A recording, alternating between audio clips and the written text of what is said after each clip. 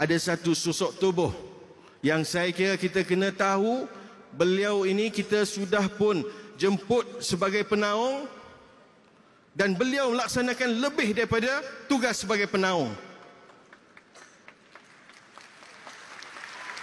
Beliau menelefon saya, tuan-tuan, di SNCC sebelum saya buat sidang media. Selepas saya buat sidang media, sehari saya kira tak kurang daripada 3 kali.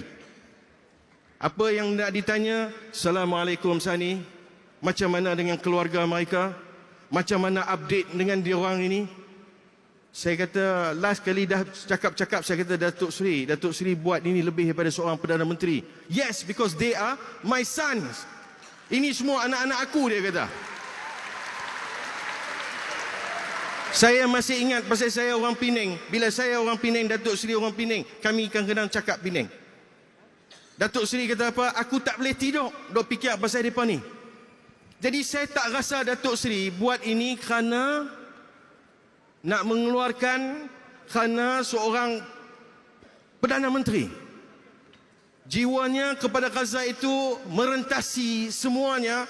Dan tadi sempat berbisik-bisik, Datuk Seri kata, kita tak jangka bahawa rakyat Malaysia ini mendukung Gaza lebih daripada apa yang kita jangkakan. Mana mungkin, tuan-tuan, kita jemput beliau sebagai penaung, tetapi kita tak benarkan beliau di pentas penaung. Beliau datang ke SNCC, tanya apa tak cukup, dan beliau telefon Presiden Recep Tayyip Erdogan. Saya juga rasa betul ke? Tetapi rupanya untuk seorang Perdana Menteri nak menelefon saja-saja, it's not easy. Tetapi atas hubungan kita, Yang Amat Berhormat telefon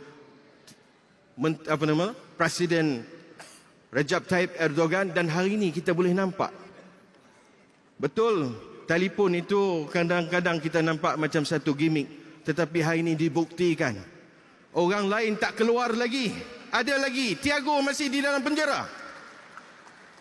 Ramai lagi di dalam penjara. Tapi apa yang kita faham di sini, Malaysia, Yang Amat Berhormat Perdana Menteri, teruskan jadi wakil kami. Terbanglah, pergilah jumpa semua pihak-pihak ini. Bawa naratif, kami nak Datuk Seri ke depan, dan Datuk Seri kami harap jadi sebagai orang tengah mediator untuk merdekakan Palestin.